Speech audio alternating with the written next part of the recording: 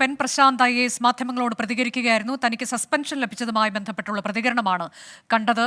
AV ജയശങ്കറാണ് ഈ വാർത്താ സമ്മേളനം കവർ ചെയ്തിട്ടുള്ളത്. നമ്മൾ ജയശങ്കറിലേക്ക് പോവുകയാണ്. ജയശങ്കർ, ഇന്നലെ ദീർഘമായി തന്നെ എൻ പ്രശാന്ത് നമ്മളോട് സംസാരിച്ചിരുന്നു. SKNനോട് മനസ്സ് തുറന്നുള്ള ഒരു സംസാരമായിരുന്നു.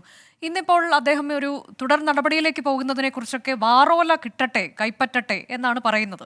എന്നാൽ ചട്ടലംഘനമില്ല എന്ന് ആവർത്തിക്കുന്നു. അതിൽ സുപ്രീം കോടതി ഉത്തരവുകളൊക്കെ ഉണ്ട് എന്ന് പറയുകയാണ്. ചില ഭാഷാ പ്രയോഗങ്ങളാണ് താൻ നടത്തിയിട്ടുള്ളത് എന്ന കാര്യങ്ങളിലേക്കൊക്കെ പോവുകയാണ്. അപ്പോൾ അദ്ദേഹത്തിൻ്റെ തുടർ നടപടി എന്താണ് എന്നത് ഇന്നിപ്പോൾ അദ്ദേഹം കൃത്യമായി പറഞ്ഞിട്ടില്ല, അല്ലേ?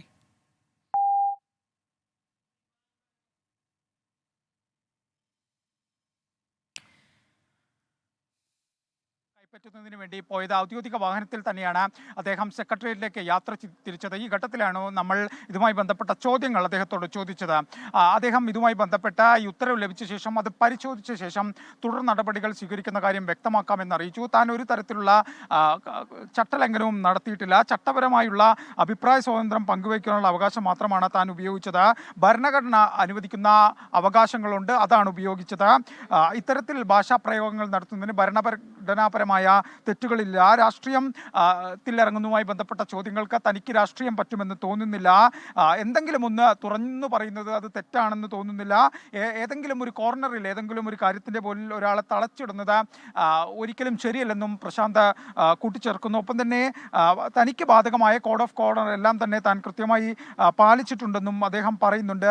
ഒപ്പം തന്നെ താൻ സ്കൂളിലും കോളേജിലും ഉൾപ്പെടെ പഠിക്കുന്ന ഘട്ടത്തിൽ പോലും തനിക്കൊരു സസ്പെൻഷൻ പോലും ലഭിച്ചിട്ടില്ല. ജീവിതത്തിൽ ആദ്യമായി ലഭിക്കുന്ന ഒരു സസ്പെൻഷനാണ് ഇതെന്നും അദ്ദേഹം വൈകാരികമായി തന്നെ പ്രതികരിക്കുന്നു. ഒപ്പം തന്നെ ഈ ഉത്തരവ് ലഭിച്ച ശേഷം തുടർ കാര്യങ്ങൾ വ്യക്തമാക്കാമെന്നാണ് പ്രശാന്ത് പറയുന്നത്. ഇന്നലെ 24നോട് ഉൾപ്പെടെ അദ്ദേഹം സംസാരിച്ച സമയത്ത് വളരെയധികം ആക്രമിച്ച് അഗ്രസീവായി സംസാരിച്ചിരുന്നുവെങ്കിൽ ഇന്ന് ആ ഉത്തരവ് കൈപ്പറ്റാൻ സെക്രട്ടറിയിലേക്ക് തിരിക്കുമ്പോൾ അദ്ദേഹം വളരെ ശാന്തനായി ഇതിൻ്റെ തുടർ നടപടികൾ ഉൾപ്പെടെ മനസ്സിൽ ഉറപ്പിച്ച് തന്നെയാണ് അദ്ദേഹം മാധ്യമങ്ങളോട് സംസാരിച്ചത്. എന്തായാലും അദ്ദേഹം ഇനി ഉത്തരവ് കൈപ്പറ്റണം. ഉത്തരവ് കൈപ്പറ്റിയ ശേഷം വിശദമായി മാധ്യമങ്ങളെ കാണാമെന്ന് പ്രശാന്ത് അറിയിച്ചിട്ടുണ്ട്. ഇനി അദ്ദേഹത്തിൻ്റെ തുടർ നീക്കങ്ങളാണ് നമ്മൾ അറിയേണ്ടത്.